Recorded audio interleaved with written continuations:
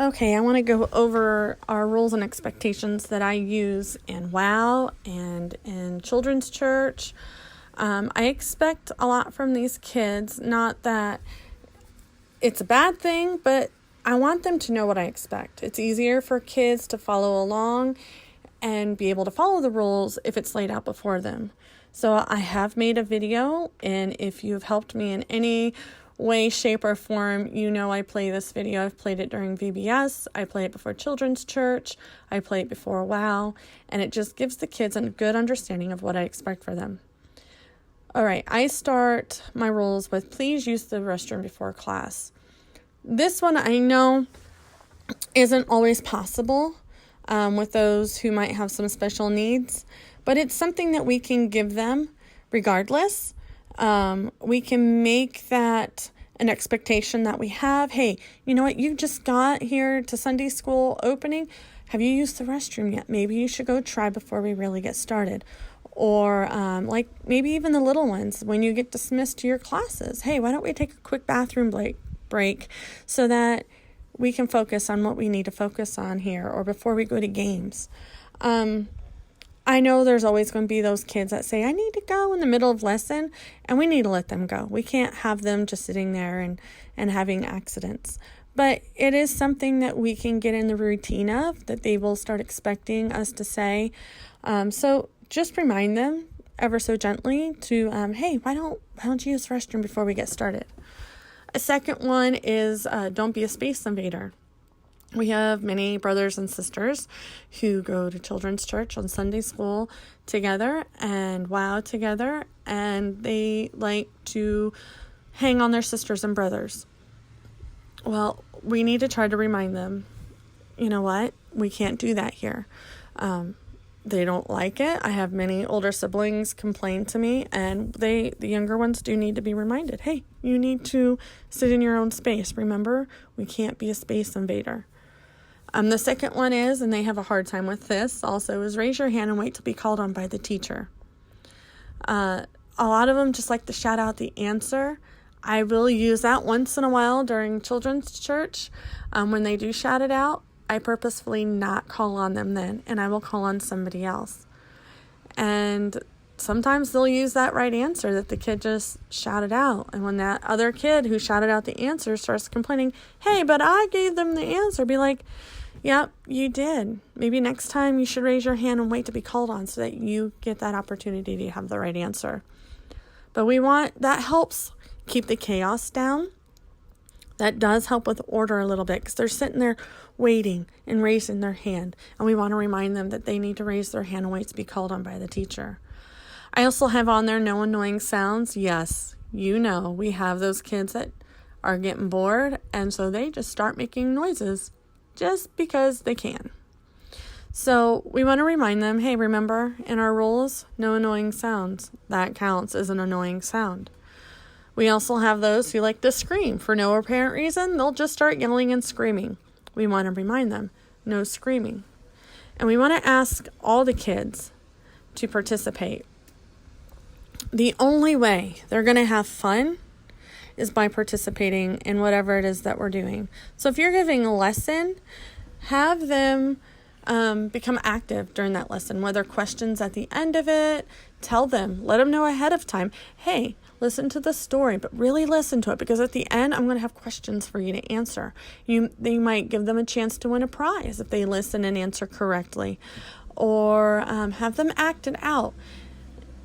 Participation helps add to their learning experience, and we want to do that as teachers of God's Word. We want to add to their learning experience. There are many different ways that we learn as learners, even adults. Some learn by listening, some learn by doing, some learn by touching, some learn just by reading. And you want to try to hit on as many of those as you can, although doing it all the time isn't always feasible. But the more that we can do that, the more that we can keep them active in the learning process, the more that they're going to grasp and retain. And my number one rule is absolutely no hitting. We do not tolerate that on any form or level or for any reason. I one time had a student hit, and they were like, but that wasn't really hitting, that was my sibling. Well, no, that's still hitting. And any reason for hitting is not acceptable. So even if it's in retaliation to something negatively said to them, yes, I'm going to probably correct both, but the one who did the hitting is going to get the hitting consequences. So we want to remind them hitting is not acceptable. And now we move on to our consequences.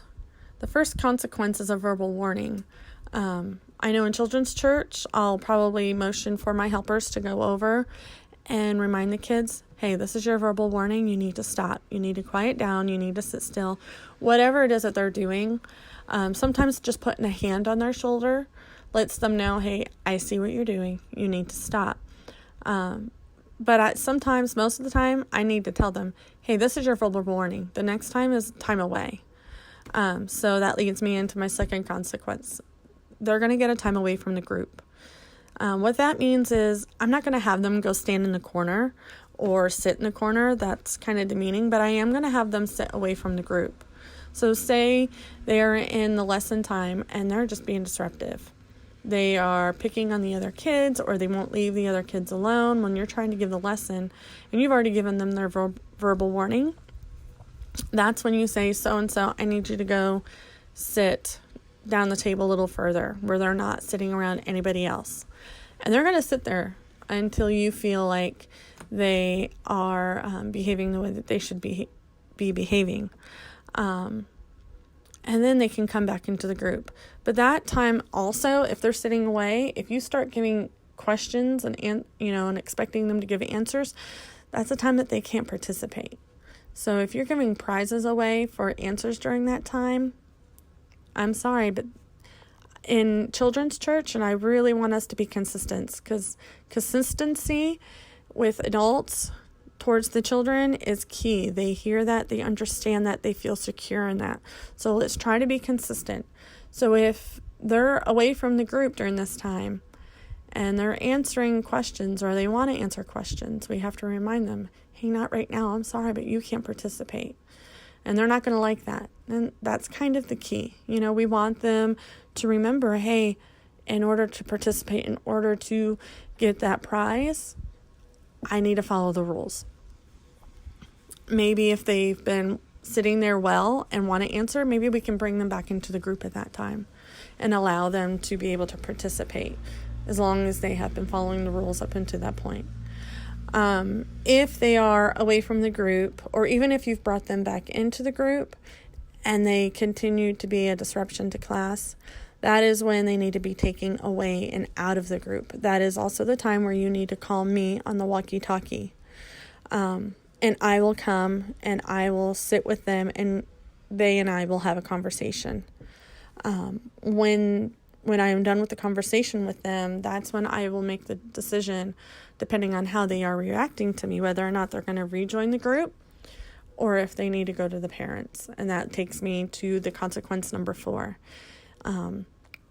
If they are with me and they are not calming down, they are still being very disrespectful and rude, I'm going to take them up to their parents, or I'm going to call their parents, and they're going to have to come and take them home for the night.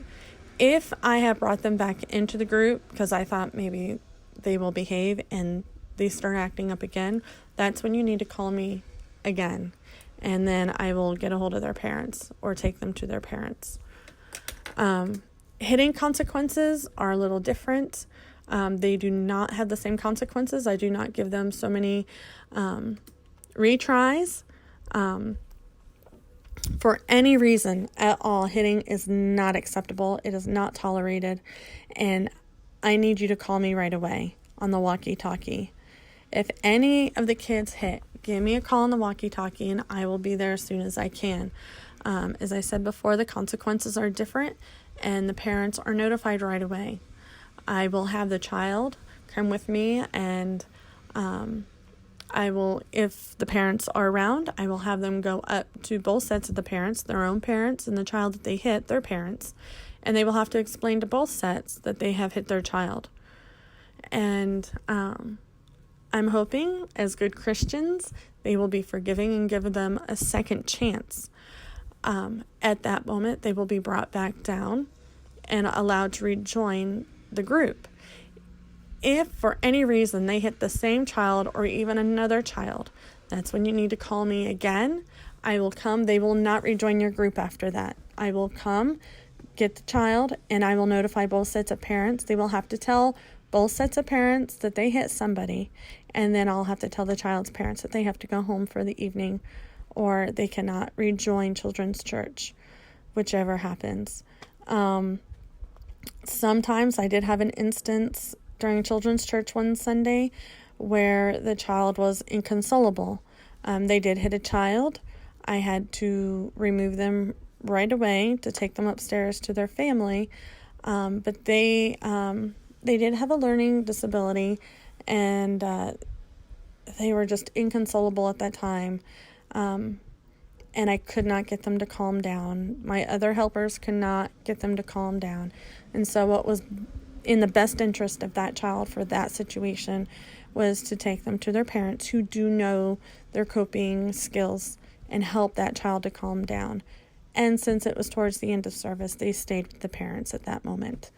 Most of the time they will get the second chance to come down, but there was a special circumstance where that child could not rejoin us at that moment.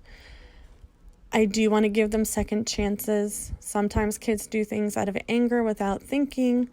But my utmost priority, and I know yours is too, is to keep everybody that is under your charge safe. Look, kids learn best in a safe environment. If they do not feel safe, then they are not listening to you, because they are going to be worried and concerned about who might hit them, who might call them a bad name.